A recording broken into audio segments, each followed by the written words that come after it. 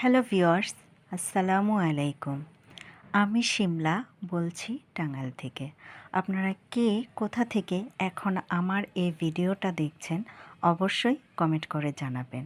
আশা করি আপনারা সবাই আল্লাহর অশেষ রহমতে অনেক অনেক ভালো আছেন। আলহামদুলিল্লাহ আমরাও আপনাদের দোয়ায় বরকতে ভালো আছি।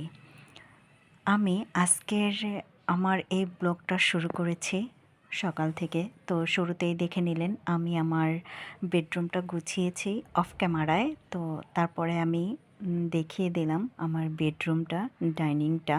এরপর আমি বাজারে গিয়েছিলাম। বাজার থেকে কিছু ছোট মাছ এবং পাঙ্গাস মাছ কিনে এনেছি। তো সেই মাছগুলোও আমি আপনাদের সাথে শেয়ার করলাম। ওই সবগুলো কাটিকুটি করে এরপর চলে আসলাম রান্নার কাজে। আজকে রান্নায় করেছিলাম, এটা ছিল আমার আগের বাজার করা মাছ। এটা হচ্ছে কালকুনি মাছ।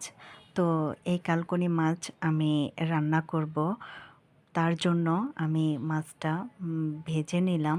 এরপর মাছ রান্না করার জন্য সব কিছু দিয়ে দেব আস্তে আস্তে।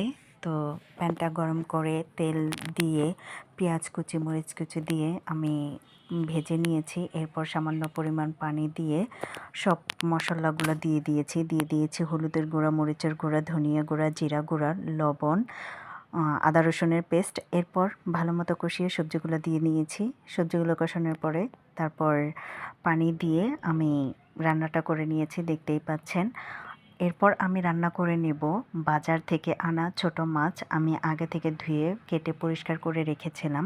আমি এই মাছটা হাতে মেখে রান্না করব, তার জন্য নিয়েছিলাম একটা ধুন্দল এবং ছোট মাছ। এই তো হয়ে গিয়েছে আমার ছোট মাছ রান্না করা। তারপর আমি রান্না করে নিব শুটকি মাছ।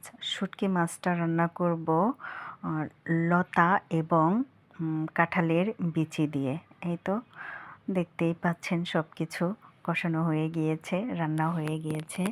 এ পর্যায়ে আমার রান্নাটাও হয়ে গিয়েছে। সব কিছুই আমি আপনাদের সাথে একটু একটু করে শেয়ার করে নিলাম।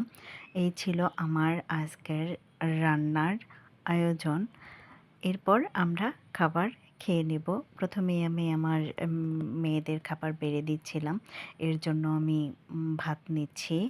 তারপর একটু ছোট মাছ দিব এবং শুটকি মাছ দিব, দিয়ে প্রথমে খাবারটা দিয়ে নিচ্ছি। এই ছিল আমাদের আজকের দুপুরের রান্নায়। ভালো থাকবেন সবাই। আজকের মতো এই পর্যন্তই। আল্লাহ হাফেজ। আসসালামু আলাইকুম।